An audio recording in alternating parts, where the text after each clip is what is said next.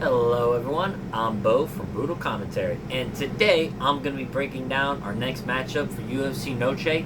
In this matchup, we have Jesus Aguilar versus Luis Gurule. Aguilar is 11-3 overall, 3-2 in his last 5 fights, while Gurule is 10-1, 4-1 in his last 5. For Aguilar, looking at all of his wins and losses in the last 5.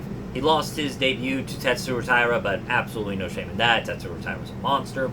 Then he went on a 3-fight win streak, destroyed Shannon Ross with basically one punch.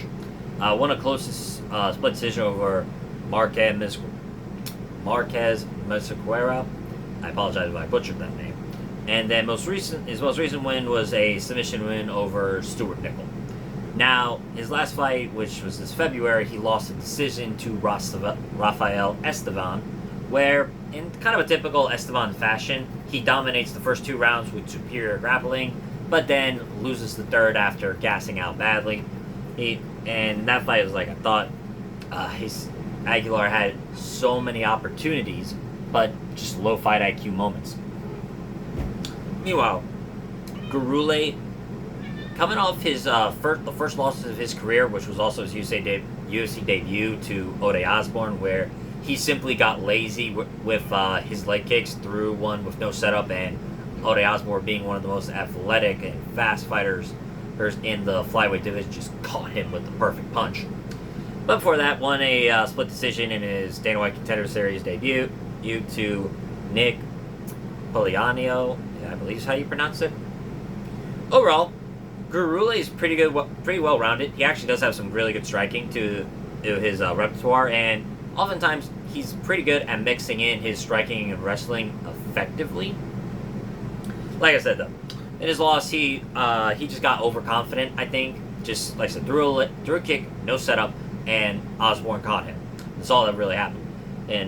And normally, though speaking, I don't like seeing that when a fighter gets overconfident in that kind of sense. But at the same time, I think he won the first round and, again, blended the wrestling and grappling very effectively. Now, looking at the side of Aguilar, best way I can describe him is he has a grab bag of tricks that he oftentimes relies on more than other skill sets, but at the same time, they're very good skills. Now that the overhand right to knock out Shannon Ross, a very, very good guillotine choke when fighters shoot on him. Now, granted, it doesn't work all the time, and it's not the best method. You see a fighter just pull a guillotine as they're getting taken down. Most times than not, you would prefer to see him like stuff the takedown and or scramble. But if it works, it works. Because I mean, only 3 losses to the career shows that his bag of tricks has worked more times than not. Now, that being said, he has some other really good skills. I find he's really good in those high-paced scrambles that the flyweight division is known for. Same with Gurule, he has some good submissions to his name, and overall, like I said, he's pretty well-rounded. Honestly, both guys are actually very well-rounded overall. Looking at this fight, though, it's not so much of, I'm thinking, can a guy with UFC wins beat a guy with no UFC wins? It's, will this guy with maybe a similar well-rounded skill set, but 1 or 2 aspects of his game that's a little higher up than the other guy, but the other guy's well-rounded skill sets are all evened out to the point where he can have plenty of paths to victory, and without too much risk? That's the question. Because honestly, I like Jesus Aguilar in this fight. I like his overall skill sets. Like, if Gurule gets sloppy on his takedown, he can get caught in the guillotine choke, because it's proven to be a very effective squeeze and very good guillotine. Now, in the striking, if he tries again with that lazy kick, now granted, Jesus Aguilar is not Ode Osborne if we're looking at physical effects, as he's 5'4", 62.5-inch reach, does not have the same height and reach, nor the speed of Ode Osborne to really make Gurule pay for that same mistake. Now, like I said, he has a big overhand right, but I don't think Luis Gurule is as chinny as Shannon Ross, not at all. So I can see him taking that shot. And like I said, I just don't think Jesus Aguilar can make him pay for those kind of striking mistakes. But there's one thing Jesus Aguilar is, it's a dog. he will fight through any disadvantage he had. Like, most times not, he's going to be the smaller man in the cage, but it doesn't matter. He'll pressure forward with his striking. He'll go for the takedowns himself. He'll initiate scrambles and look for his own submissions. Can Gurule do well in those high-paced scrambles? It's a quite possibility. Now, I haven't really seen him have to get into the highest level of scrambles that we've seen in this flyweight division, and oftentimes they're not what the flyweight division is known for. High-paced exchanges, whether it be on the feet or on the mat. Like I said, I think Jesus Aguilar can get the win here, and I'm kind of shocked by these odds, if I'm being frank. I think minus 195 for Gurule, plus 165 for Aguilar. This makes no sense to me. And I've checked on some odds, like Gurule is a 2-1 favorite.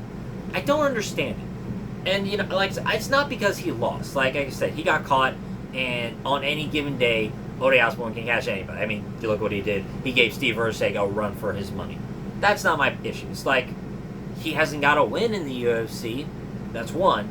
And two, are his skills that much better than Jesus Aguilar that he can just bully him? Can he just, like, survive all the offense coming from him?